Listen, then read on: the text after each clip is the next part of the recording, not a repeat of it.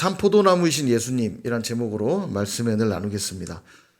요한복음 두 번째 단락 13장부터 시작되는 끝까지 이어지는 두 번째 단락은 주로 예수님의 시간의 이동이라기보다는 예수님의 설교 위주로 구성이 되어 있는데, 그것을 소위 다락방 강화라고 부른다고 말씀을 드렸죠. 그래서 14장까지 첫 번째 고별 설교 이야기가 수록이 되어 있었고, 오늘부터 보실 15장은 두 번째 고별 설교라 보시면 되겠습니다. 우리가 너무너무 잘 아는 포도나무 비유거든요. 요한복음에는 보면 나는 무엇이다 라고 하는, 헬라어로는 에고 에이미라고 하는데, 나는 무엇이다 라고 하는 7대 명제, 예수님 자신을 소개하는 7대 명제가 있어요. 나는 생명의 떡이라, 나는 세상의 빛이라, 나는 양의 문이라. 그래서 이 문으로 가지 않고 다른 데로 가면 절도요 강도요 이런 말씀 하셨고요. 나는 선한 목자라, 선한 목자는 양들을 위해 자기의 목숨을 버린다 이런 말씀도 하셨고요.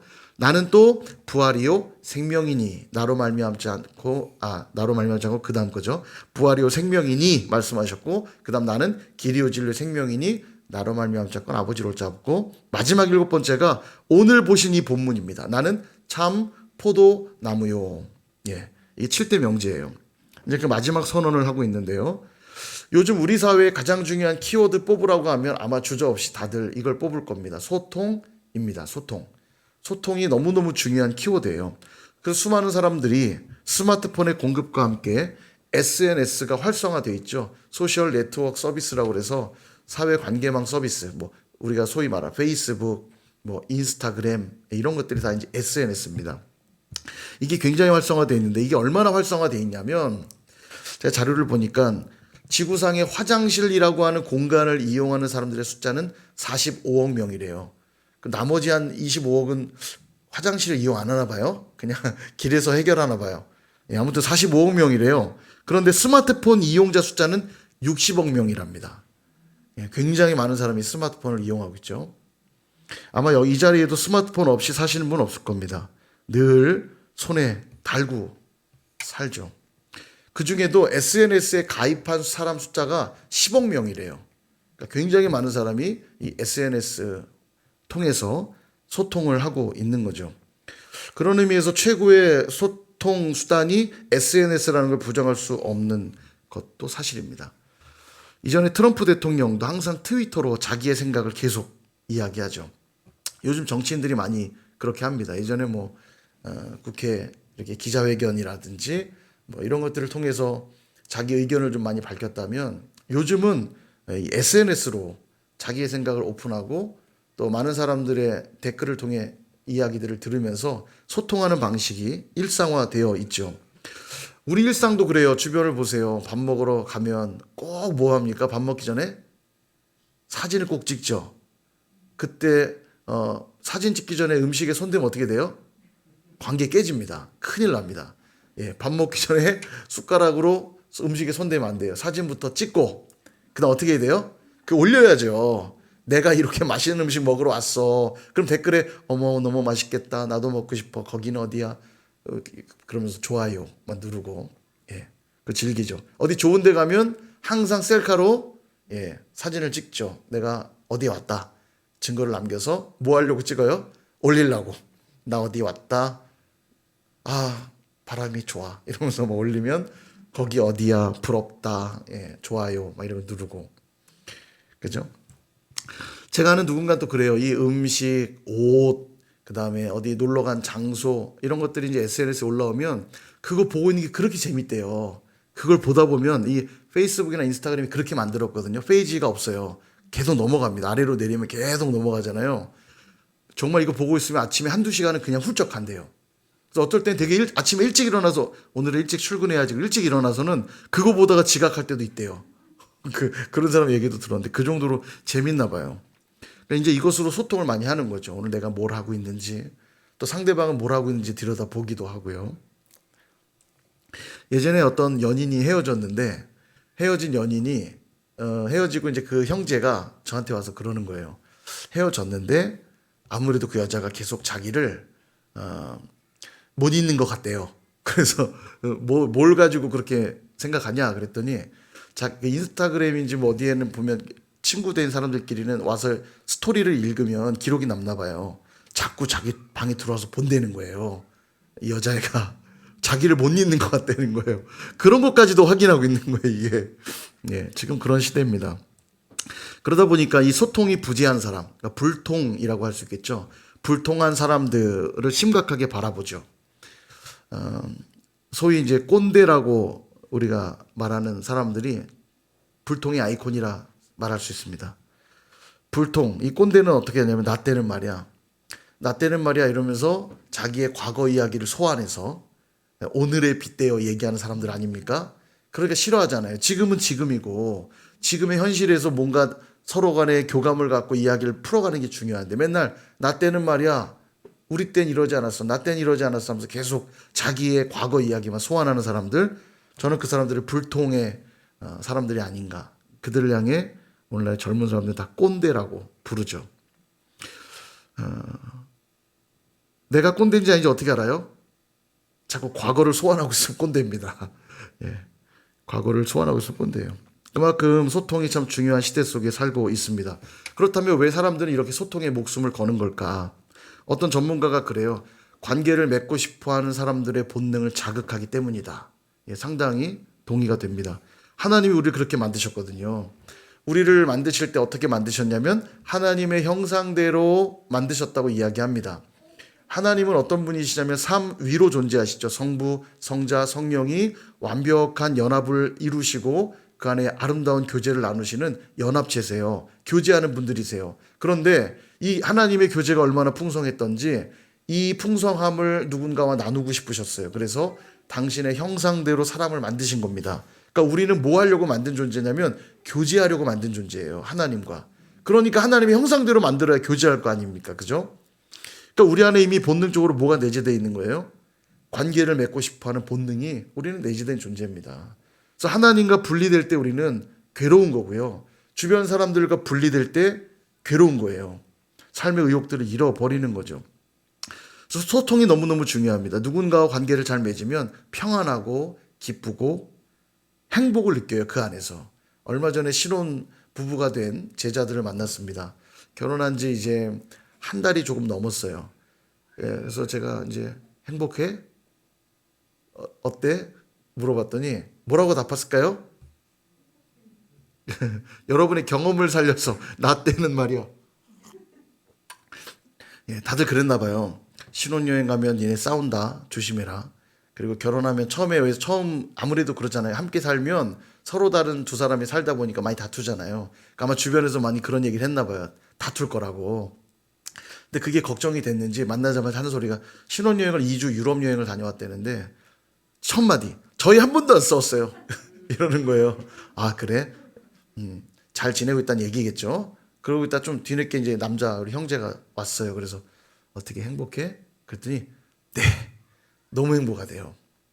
예. 뭐 어찌 되었건 둘 다 이제 행복하다고 말하는데 행복한 이유가 뭘까요? 힘든 일이 뭐 없어서기 때문이거나 다른 이유가 아닐 겁니다. 서로가 하나 되었다는 그 즐거움, 예, 교제의 즐거움, 소통의 즐거움, 하나 되었다는 아마 안정감 이런 것들이 아닐까 그런 생각이 들어요. 문제는 소통이 이처럼 중요한데 소통할 때만 우리는 행복을 느끼는 존재인데 중요한 건 이겁니다. 과연 우리는 영적으로도 그런 소통을 중요하게 여기고 있는가? 이게 중요하죠. 영적인 소통을 위하여 하나님 나라 사이트에도 우리는 계속 접속하고 있는가? 이걸 묻고 싶은 거예요. 하나님께 내 소식도 알리고 하나님이 알려주신 소식도 받고 하나님 소식을 보다 보면 한두 시간 가는 줄도 모르고 쏙쏙 가고 있는가? 그래서 오늘 여러분들에게 하나님 나라 사이트 주소를 좀 알려드리려고 합니다. 화면 한번 주시면 여러분 인터넷에 접속하려면 지금 왼편에 보이시는 저 주소는 우리 교회 홈페이지 주소입니다. 처음 아셨죠? 우리 교회 홈페이지가 있다는 사실을 또 모르시는 분들이 계실지도 모르겠어요. 물론 저희 그 생략된 주소엔 앞에 www를 생략하셔도 들어올 수 있는데요. 어찌되었건 저 주소로 접속하시면 SI는 선일 줄인 거고요. SI, CHUR, CH는 영어로 교회죠. 예, 선일교회 영어로 이렇게 약자로 만들어 본 거예요. SICHURCH.KR 치면 교회 홈페이지 들어오는데 꼭 가입하셔서 예, 가입하시면 좋겠어요. 교회 소식들을 홈페이지로 알리고 있는데 저게 뭐냐면 인터넷 주소입니다. 앞에 www 월드 와이드 웹이라고 해가지고 인터넷 세계적으로 공용으로 사용하는 인터넷망의 표시예요. 그러니까 인터넷을 통해 자료를 공유하려면 저것을 앞에 입력을 해야만 되는 거죠. 그리고 가운데 SIH, CHUR, CH는 이름 같은 겁니다. 선일교회 이름이죠. 저기 이름이 있어야, 뭐 간판 이름이 있어야 어딘지 알아보듯이. 그 다음에 옆에 .kr이라는 게 있잖아요. 예, 저게 이제 도메인이라고 하는데, KR은 이제 코리아 준말이고, 뭐, co.kr, 뭐 컴퍼니, 회사, co.kr은 한국에 있는 뭐 회사, 뭐 이런 식으로 그 도메인이 뒤에 붙어요. or.kr 그러면 기관 주소거든요. 뭐 정부기관 같은 경우들, or.kr, 뭐 이런 식으로 이제 뒤에 붙는 거죠. 저게 완성이 돼야 인터넷 주소인데, 제가 하나님 나라 사이트 주소를 좀 알려드리려고 옆에 제가 임의로 만들었어요. 보시면 www 는 월십, 그러니까 예배, 워드, 말씀, 그 다음에 위시라고 이름을 만들어서 기도라고 이제 제가 이름을 붙이겠습니다. 기도. 예배와 말씀과 기도에서 이제 우리의 망이 시작되는 거죠. 교제가. 그리고 SNS라고 이제 우리가 SNS 사회망이라고 했으니까 SNS를 줄여서 풀어서 스피리추얼, 영적인 네트워크 서비스. 영적인 네트워크 서비스를 해야 되는데 그게 어디서 이루어지냐? CHUR, 교회에서. 예, 교회라고 하는 도메인에서 예배와 말씀과 기도로 영적인 소통을 한다. 이렇게 잘 만들었죠. 예, 여기에 늘 뭐 해야 된다고요? 매일매일 매순간 접속하셔야 돼요. 예, 스마트폰만 접속하지 마시고요. 우리의 영이 저 주소로 접속을 하자는 거예요. 오늘 본문이 그렇게 영적 소통의 중요함을 말하고 있는데요. 1절을 보면 나는 참 포도나무요 내 아버지는 농부다. 오늘 비유에 등장하는 비유 내용이 이렇습니다. 참 포도나무, 농부, 가지 이렇게 등장하거든요. 참 포도나무는 누구냐면 성자이신 예수님. 성자이신 예수님이 참 포도나무고요. 농부는 누구냐면 성부 하나님이세요. 그 다음 가지는 누굴까요? 포도나무에 붙어 있는 가지는 제자들을 말합니다. 좀 넓게 말하면 교회라 할 수 있고요. 그리고 성도들을 가리킨다 할 수 있습니다. 교회와 성도들. 자, 15장 후반부에는 성령님에 대한 언급도 나오거든요. 그런 의미에서 성부, 성자, 성령 이 삼위 하나님은 제자된, 교회된 우리와 긴밀하게 연결되어 있어야 되는데 이 영적 소통이 잘 이루어질 때 열매가 맺혀진다. 이게 오늘 본문의 내용이에요. 삼위 하나님과 우리가 긴밀하게 연결이 되어 있으면 그들은 열매를 맺는다. 그러므로 소통이 끊어지는 순간 열매를 맺을 수 없게 되고 열매 맺지 못하는 가지는 어떻게 되느냐? 2절. 자, 2절을 보시면 같이 한번 읽어볼까요? 시작.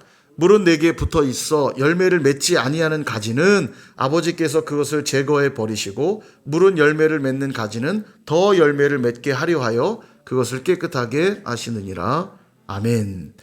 예, 중간에 보세요. 열매를 맺지 아니하는 가지는 어떻게 된다고요? 그것을 제거해 버리시고. 제거해 버리신대요. 이게 뭐냐면 가지치기 한다는 얘기입니다. 가지치기. 포도나무는 가지가 굉장히 많잖아요. 가지가 많아가지고 이렇게 막 치렁치렁 막 꽂아서 자라지 않습니까? 가지가 많은데 보면 다 포도 열매가 열리는 게 아닙니다. 어떤 가지에는 포도 열매가 열리지 않죠. 그러나 가지가 붙어있는 한은 영양분을 똑같이 가져가요. 근데 열매를 맺지 않기 때문에 가지가 계속 영양분만 가져가면 열매를 맺고 있는 가지조차도 튼실한 열매를 맺을 수가 없죠. 그래서 포도나무를 기를 때 꼭 해야 되는 작업이 뭐냐면 가지치기입니다. 딱 보고 열매가 안 달린 가지들은 큰 가위로 이렇게 쳐내잖아요. 잘라내면 영양분이 열매 맺는 가지로 더 집중이 되기 때문에 열매 맺는 가지는 더 튼실한 열매를 맺게 됩니다. 그래서 반드시 필요한 작업이 가지치기예요. 그 얘기를 하시는 겁니다. 열매 없는 가지를 어떻게 하시냐면 하나님이 제거해 버리신다는 거예요. 가지치기 하신다는 거죠. 그렇게 함으로 열매 맺는 가지들로 하여금 더 풍성한 열매를 맺게 하신대요. 열매 맺는 삶은 너무너무 중요합니다. 얼마나 중요하냐면 마태복음 7장에도 말씀하잖아요. 열매로 그들을 알리라. 예, 우리가 늘 확인하는 말씀 아닙니까? 내가 누구인가를 무엇으로 확인하시냐면 열매로 확인하신대요. 자, 해볼까요? 포도나무에 열리는 건 포도죠, 포도. 그죠? 어렵나요? 어렵지 않죠? 예. 포도로 보면서, 포도나무구나, 알게 되죠. 사과나무엔, 예, 사과, 예. 어렵지 않죠? 바나나 나무엔, 네. 많이 고민하시는 것 같아요, 지금. 지금, 감나무에는, 그렇죠. 수박나무에는, 예, 그래요? 네, 저는 수박나무는 보지 못해가지고, 예. 속았어요, 지금. 당했습니다. 수박나무 아니고, 이게 뭐 덩쿨로 이렇게 자라고, 예, 그런 덩쿨 채소잖아요. 과채소라고도 부르는데, 여하튼, 좀 재밌자고 한 건데, 뭐 크게 재밌진 않았던 것 같아요. 여하튼, 열매를 보면서 그 나무가 뭔지 우리는 확인을 하게 됩니다. 내 믿음이 결정하는 게 아니죠. 예, 사과나무를 보면서 포도 열려라, 포도 열려라, 포도 열려라 한다고 포도 열리는 게 아닌 것처럼 열매를 통해 저게 무슨 나무구나 확인한다는 거예요. 그렇다면 어떻게 열매를 맺을 수 있고 어떤 열매를 맺어야 하는가? 오늘 이 두 가지를 말씀드리려고 하는데 먼저 어떻게 열매를 맺는가? 어떻게 열매를 맺는가? 첫 번째, 여러분 예수를 믿어야 됩니다. 이게 중요하죠. 2절을 다시 보시면 중간쯤 이렇게 나오죠. 무릇 열매를 맺는 가지는 더 열매를 맺게 하려 하여 것을 깨끗하게 하신대요. 그러니까 열매 맺지 않는 가지는 제거해버리고 열매 맺는 가지는 더 열매를 맺게 하시려고 깨끗하게 하신대요. 그리고 3절을 보면 너희는 내가 일러준 말로 이미 깨끗하여졌대요. 예. 도대체 깨끗해졌다는 게 뭐냐는 거죠. 깨끗해야 열매를 맺는데 너희는 이미 내가 일러준 말로 깨끗해졌다. 이건 뭘 말하냐면 예수님의 구속 사역을 통해 깨끗해졌다는 거예요. 가지는 스스로 깨끗하게 할 수가 없죠. 그런 의미에서 예수님이 나를 대신하여 십자가에서 죽으셨다는 걸 믿는 자들은 이미 깨끗해졌다는 겁니다. 예, 여기에 우리의 의와 우리의 노력이 들어있지 않죠. 그저 믿기만 하면 돼요. 예수님께 붙어 있기만 하면 돼요. 예수님을 믿기만 하면 열매를 맺는 이 첫 번째 과정인 겁니다. 포도나무에 붙어 있어야 포도 열매를 맺든지 말든지 할 거 아닙니까? 그죠? 누가 포도나무에 붙은 가지냐면 예수님을 믿는 자들. 예수님이 참 포도나무시니까요. 그래서 교회 공동체는 믿는 자들의 모임입니다. 여기가 그냥 좋은 게 좋은 거라고 동아리 활동하듯 모인 곳이 아니에요. 여기에는 예수를 주로 고백한 자들의 모임입니다. 그래서 세례도 예수를 주로 고백한 자들에게만 세례를 주고요. 새가족들이 등록해도 예수를 주로 고백하는 이들을 중심으로 새가족들로 등록을 시켜요. 교회는 그냥 커뮤니티가 아닙니다. 그냥 즐겁게 재밌게 놀아보자고 모이는 모임이 아니에요. 그래서 예수를 믿지 않는 사람은 교회의 일원이 될 수가 없어요. 이게 너무 중요합니다. 예. 이 사람 저 사람 다 받아들이기 시작할 때 교회가 어려움이 생길 수 있거든요. 진리 안에 동일한 믿음을 가진 자들의 모임이 교회입니다. 그러므로 우리가 열매 맺는 삶을 살기 위해 확인해야 될 첫 번째, 예수 그리스도를 믿는 믿음이 내 안에 분명한가? 이거를 늘 확인하셔야 됩니다. 그래야 깨끗해져서 열매 맺을 수 있는 자들이 되는 거죠. 자, 두 번째는 어떻게 열매 맺을 수 있는가? 두 번째, 그 예수님과 온전히 연합해야 됩니다. 예수님을 믿고 내가 믿는 그 예수님과 연합해야 돼요. 이게 두 번째. 4절을 보시면 내 안에 거하라 나도 너희 안에 거하리라. 그렇게 말씀하죠. 자, 이게 재밌어요. 표현이요. 내 안에 거하고 또 너희 안에 거하신대요. 이게 어떻게 된 개념이에요? 여기 안으로 들어가는데 이분은 또 내 안에 들어오시고. 이게 바로 이제 연합이라는 개념이에요. 마치 부부가 결혼하면 각각 두 사람이지만 한 몸처럼 살아가잖아요. 어디에 서류를 낼 때도 배우자 이름 꼭 쓰시죠? 서류를 낼 때 배우자가 항상 동반되고. 저번에도 하재중 집사님 저녁식 할 때도 군인과 아무 상관이 없지만 김수정 집사님도 옆에서 감사장을 받으면서 막 멘트가 그래요. 남편이 군복무하는 동안 옆에서 잘 성실하게 아내로서 보필하고 도왔기에 이에 감사의 패를 준다고. 그러니까 남편의 저녁에 아내도 일조했다는 얘기죠. 이런 게 한 몸인 거죠. 목사들도 그래요. 어디 가면 늘 사모와 함께 다뤄집니다. 사모와 분리되지 않고 목회는 사모와 또 함께 하는 거잖아요. 그러므로 부부는 그렇습니다. 항상 공유하고 마음과 생각이 일치해야 됩니다. 그런 개념이에요. 연합이라는 개념이. 그래서 성경에도 창세기 2장에 보면 아담이 하와와 결혼하여 한 몸을 이루잖아요. 그래서 가정을 이룹니다. 이게 왜 창세기 2장에 기록되고 있냐면 그게 하나님이 디자인하신 교회의 원형이거든요. 그래서 교회의 첫 번째 되는 원형이 가정인 겁니다. 가정이 왜 중요하냐면 하나님이 가장 먼저 디자인하신 교회의 첫 원형이 가정이에요. 그리고 성경이 마무리되는 요한계시록 22장 바로 앞인 21장에 보면 창세기 2장에서 했던 얘기를 고스란히 마지막에 또 해요. 거기 보면 요한이 환상을 보는데 새 예루살렘이 있는 거예요. 예루살렘은 중요한 공간이죠. 새 예루살렘. 와, 너무 좋은데 예루살렘이 거룩한 도시인 이유는 그 안에 성전이 있기 때문이잖아요. 근데 요한이 이렇게 보니까 성전이 없는 거예요. 새 예루살렘에. 막 슬퍼 웁니다. 이게 무슨 일인고. 근데 나중에 성전이 누군가 봤더니 하나님과 보좌에 앉으신 어린 양이 성전이시더라. 말하자면 예수님이 새 성전이신 거예요. 그러니까 새 예루살렘에 계신 새 성전은 누구냐면 예수님이에요. 그럼 새 예루살렘은 뭘까요? 그게 바로 교회입니다. 그래서 신랑은 예수님이고요. 신부는 교회인 거예요. 그 원형을 창세기 2장에서 설명을 한번 하셨던 거고 마지막 날 하나님이 그걸 완성할 것인데 그 완성된 성전의 예루살렘의 모습은 신랑 되신 예수 그리스도와 신부된 교회가 한 몸을 이루는 온전한 연합을 이루는 게 하나님이 디자인하신 하나님 나라의 완성본이에요. 이 땅에 있는 동안 여러분이 교회로 살면서 그 경험을 일부 하는 겁니다.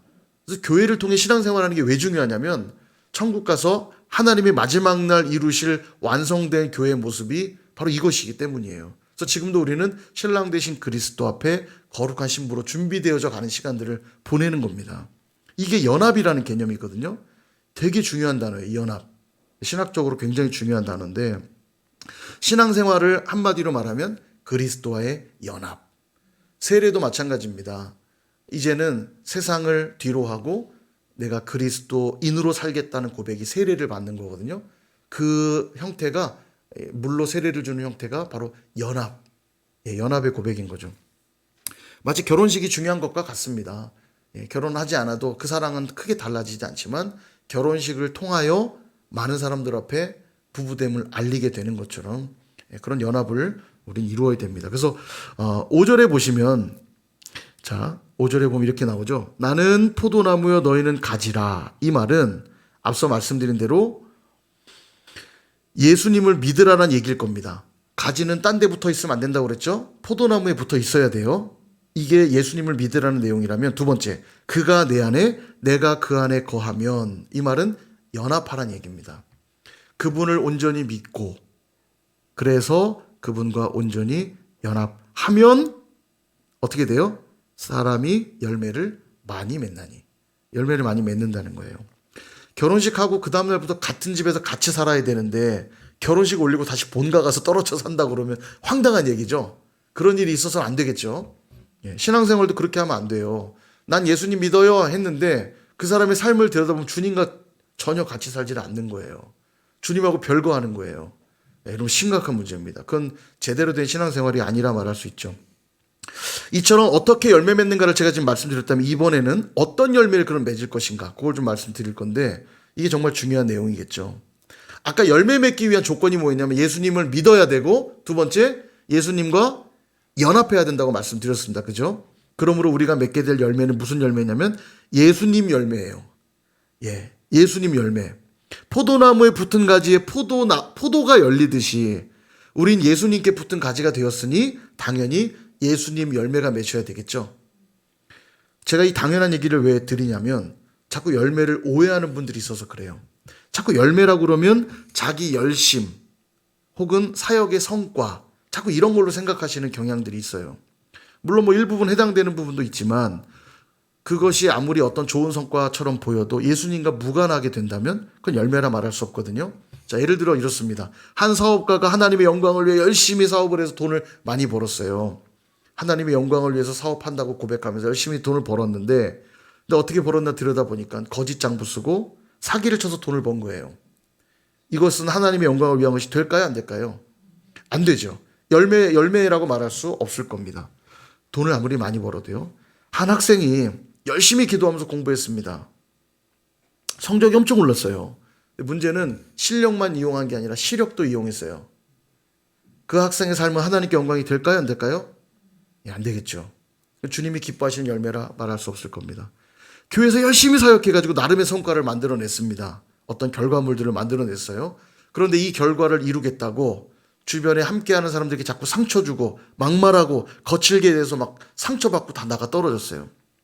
과연 그 사역의 성과는 진정한 열매라 말할 수 있을까요?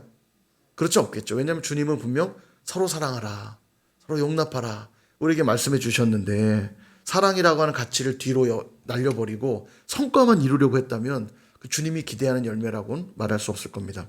그러므로 우리가 맺어야 될 열매는 뭐냐면, 내가 생각하는 무엇이어서는 안 돼요. 바로 예수님의 열매여야 됩니다. 내가 생각한 어떤 결과여서는 안 돼요. 그러기 위해서는 예수님을 제대로 믿어야 되고요. 두 번째, 예수님과 온전히 연합해야만 됩니다. 다른 방법이 없어요. 이 방법만 쓰셔야 돼요. 아니, 절대로 다른 방법 사용해서는 안 됩니다. 다른 방법을 사용한다면 다른 열매가 맺혀질 테니까요. 그죠? 결국 그런 가지는 어떻게 되냐? 다른 열매가 맺혀지는 가지 혹은 열매가 없는 가지는 어떻게 되냐? 6절 같이 한번 읽어볼까요? 시작. 사람이 내 안에 거하지 아니하면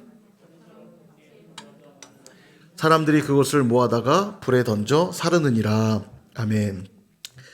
결국 마르게 되고요, 불에 던져지게 될 것이래요. 이게 두려운 말씀입니다. 이 말씀 결코 가볍게 우리가 들어서는 안 돼요. 이게 신앙생활입니다.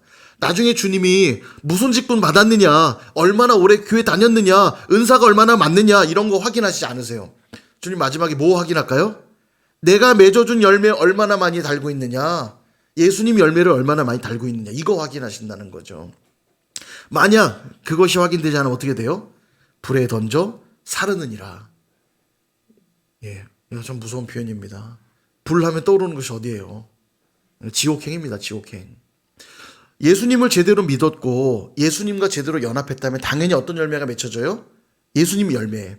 그러니까 예수님 열매가 없다는 건 예수님을 안 믿었다는 얘기고 예수님과 연합하지 않았다는 얘기겠죠. 결혼은 나랑 했는데 다른 집 애를 잉태했다. 심각한 거죠. 그 용납될 수 없는 부분입니다. 이건요. 그래서 고멜, 우린 자꾸 고멜이라 얘기하시는 거예요. 주님과 부부가 되어야 되는데 자꾸 세상에 나가 다른 이들과 영적 간음을 저지르는 거예요. 세상의 열매랍시고 세상 것들을 자꾸 잉태하는 거예요. 삶에요. 그런 자들에게 결론은 이 불에 던져지는 것밖에 없는 겁니다. 그래서 되게 두렵고 떨리는 말씀이죠. 그러므로 여러분 오늘 두 가지만 적용하고 마치게 해요. 첫째는 손질되어야 합니다. 손질하는 게 아니라 손질되어야 돼요.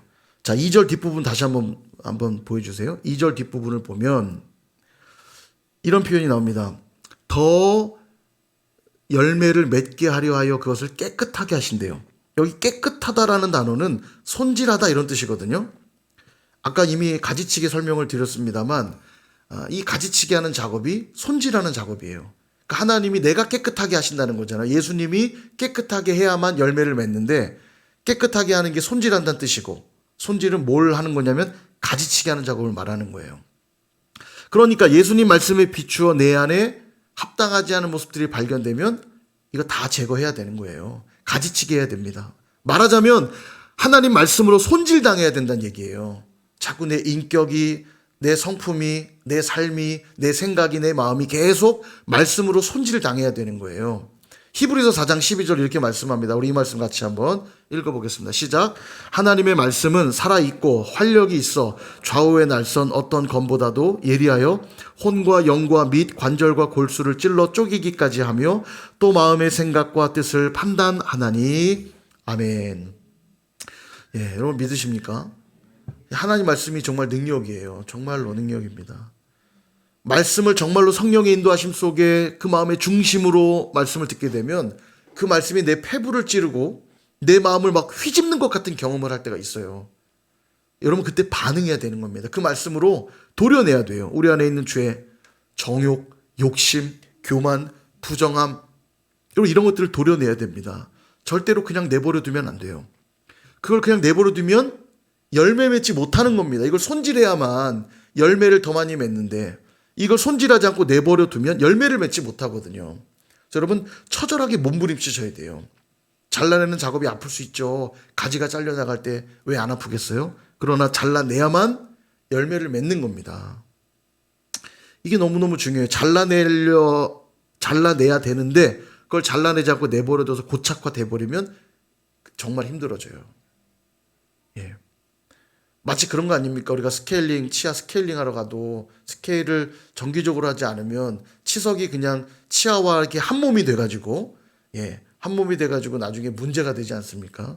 그런 거예요. 죄와 정욕과 욕심, 세상의 모든 헛된 것들을 그때그때 말씀으로 도려내지 않으면 나의 그냥 삶의 일부가 돼서요, 죄를 죄로도 인식하지 못하는 지경에 이르러 버려요.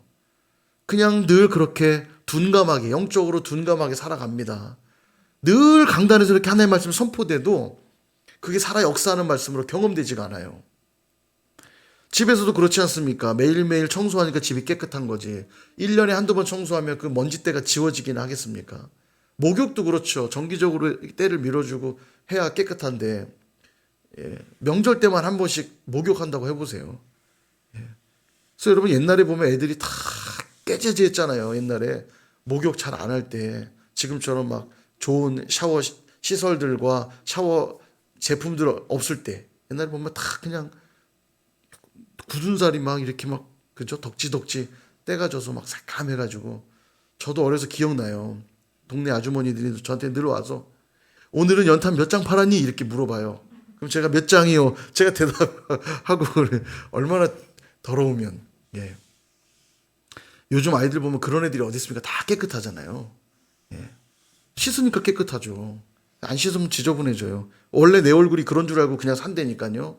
저 연탄집 아들 아닌데 연탄 팔지도 않으면서 물어보면 몇 장씩 팔았다고. 예. 자기가 누군지도 모르고 사는 겁니다. 우리 영혼도 마찬가지입니다. 민감하게들 돌아봐야 되는데 말씀이 우리 안에 들어올 때 그 뜻에 합당하지 않은 것들은 다 손질하는 작업들을 꼭 해야만 됩니다. 겸손히 말씀 앞에 서시길 축원드립니다.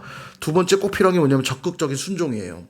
손질 당하는 것과 함께 손질만 돼서는 안 되고 이번엔 적극적 순종을 하셔야 돼요. 우리는 주님을 영접한 자들입니다. 주님 영접하셨죠? 영접하는 자 곧 그 이름을 믿는 자들에게는 뭐가 됩니까? 하나님의 자녀가 되는 권세를 주셨다고 그랬어요. 자녀가 되는 특권을 주셨다고 그랬어요. 이게 얼마나 큰 은혜입니까? 주님을 영접해야 하나님 자녀가 돼요. 근데 영접하다는 게 뭐냐면 모셔드리다라는 뜻만 있지 않다고 그랬어요. 영접하다면 마음에 모셔드리고 극진히 대접하는 것까지를 포함하는 겁니다. 마음에 모셔드리긴 했는데 그 마음의 방 가운데 가둬두고 있는 분들이 있어요. 그건 진정한 연합이 아닙니다. 어쩌면 마음에 모셔드리지 않은 사람들보다 더 잔인한 사람이에요. 집에 들어오라고 탁 방문을 열어주고는 방 안에 가둬버려 보세요. 심각한 겁니다. 오늘도 수연이 데리고 오늘 노는 날이어서 어린이날이고 하니까 뭐 또 들어서 들은 건 있어갖고 오늘 어린이날이지 오늘 어디 갈 거야. 막 그래서 어디 이제 데리고 갔다 왔어요. 부천 상동 앞을 지나가는데 얼마나 차가 많은지요. 거기 뭐 보니까 이제 터미널도 있고 무슨 백화점도 있고 쇼핑몰 있고 이러니까 아마 차들이 몰리는 것 같아요. 차가 얼마나 많은지요. 거기 가는데 빨간불이 되면 서야 되고 또 이제 차가 막혀서 길어지면 미리 그 교차로는 들어가면 안 되잖아요. 진입하면 안 되잖아요.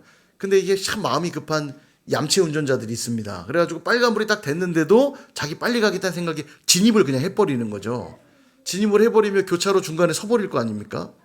어떤 일이 벌어지냐면 결국 자기도 못 가요. 왜냐하면 여기 뭐 횡단보도 신호 들어왔죠. 차들은 차대로 이동하기 시작하죠. 그러니까 그냥 갇혀버려요. 그러면 자기도 못 가죠.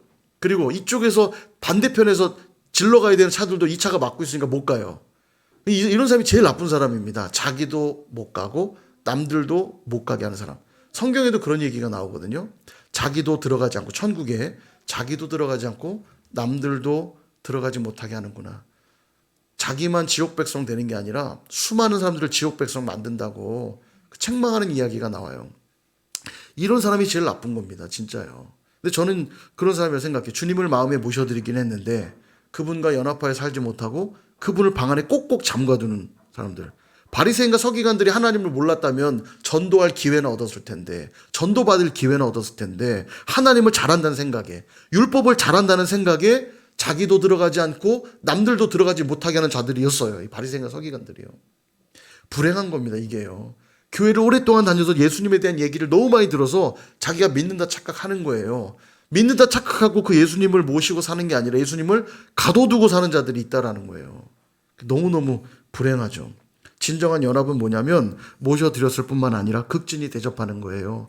모셔드린 분의 그 작은 음성에도 귀를 기울이고 목이 마르네. 잠시만요. 물 떠다 드리고 배가 고프네. 음식을 대접해 드리고 피곤한데 잘 쉬실 수 있도록 침실을 내주고 이불을 내드리고 이게 필요한 겁니다. 매 순간 내 안에 내주하고 계시는 주님과 동행하는 것이 필요해요. 성령님이 내 안에 거하시면 말씀하실 때 반응해야 되는 겁니다. 그분께 늘 귀 기울여야 돼요. 그리고 언제라도 말씀하시면 그때그때마다 순종해야 되는 거죠. 성령께서 생각나게 하실 때, 성령께서 내 안에 감동 주실 때, 성령께서 주변 사람들을 통해 무엇인가를 듣게 하실 때 그것이 하나님의 뜻이라는 확신이 내 안에 있다면 반응하셔야 돼요. 내 생각과 내 의지와 다를 그때에도 반응하셔야 됩니다. 그래야 뭐가 맺혀집니까?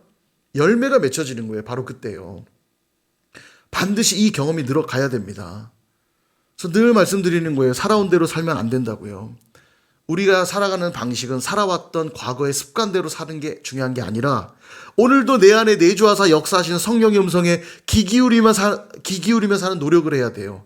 이게 우리 삶의 늘 삶의 패턴이어야 됩니다. 오늘도 내 안에 계신 성령을 따라 살려고 하는 이 몸부림이 있어야 돼요. 그냥 난 이렇게 살아왔으니까 앞으로도 이렇게 살 거야. 그렇게 살면 안 돼요. 만약 그렇게 살아온 삶이 바른 삶이면 성령께서 계속 응원해 주실 거고요. 그렇지 않다면 빨리 가지치기 해서 하나님의 뜻대로 순종하는 자리로 나아가야 되는 겁니다. 좀 길어졌는데 말씀을 정리하겠습니다. 사랑하는 여러분, 우리는 소통이라는 명제로 소통이 중요하다는 의미로 스마트폰을 하루 24시간 1년 365일 손에서 하루도 떼지 않고 가지고 다니고 있습니다. 하루라도 집에 놓고 나오는 날이라도 있기라도 하는 날엔 불안하고 초조해지기 시작하죠. 아마 이 경험들 다 있으실 거예요. 그런데 우리 손에 정말 놓지 말아야 될 게 있습니다. 그것은 바로 영적 말씀의 폰과 기도의 폰이에요. 스마트폰 놓고 나오면 조금 불편할 뿐이지만 주님과의 소통을 놔버리면 그 끝은 불에 던져지는 겁니다. 열매 없는 그 삶은 불에 던져지는 거예요. 그러므로 늘 하나님 나라 웹사이트에 접속하시기를 바랍니다. 그러기 위해선 교회라는 도메인이 필요하고요. 그곳에서 뭘 하냐면 예배와 말씀과 기도를 통해 주님과의 영적 소통을 계속하는 거예요. 우리가 해야 될 SNS는 페이스북, 인스타그램 이런 거 아니고 오늘 이거예요. www.sns.ch 검색해도 뭐 안 나올 거예요. 뭐 나오는 거 아니야?